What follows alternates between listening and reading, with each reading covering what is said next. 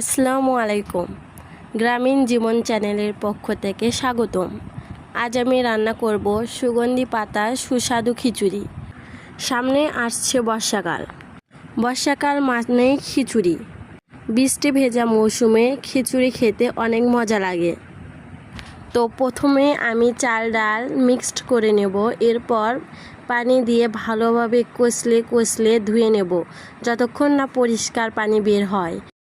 গ্রামে বর্ষা মানেই খিচুড়ির থেকে বেস্ট কোনো খাবার হতে পারে না। গ্রামের মানুষ খিচুড়ি খেতে অনেক পছন্দ করে। আপনারা যদি গ্রামীণ জীবন উপভোগ করতে চান তাহলে সামনে বর্ষাতে খিচুড়ি অবশ্যই ট্রাই করবেন। পেঁয়াজ কুচি, কাঁচামরিচ কুচি, হলুদ, লবণ, আদা রসুন বাটা, সুগন্ধি পাতা, পরিমাণ মতো তেল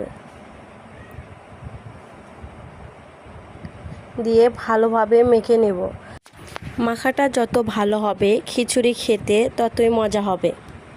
গ্রামের মানুষ এরকম কম মশলা দিয়ে খিচুড়ি রান্না করে, খেতে অনেক ভালো হয়। পরিমাণ মতো পানি দিয়ে মাটির চুলায় ঢেকে রান্না করব। রান্না আমার প্রায় শেষ, এখন পরিবেশনের পালা। খিচুড়ি আমি প্লেটে বেড়ে নিচ্ছি, সঙ্গে কাঁচামরিচ ও ঝাল ঝাল কড়া করে ডিম ভাজি। খেতে কী যে মজা, আপনারা একবার ট্রাই না করলে বুঝতে পারবেন না।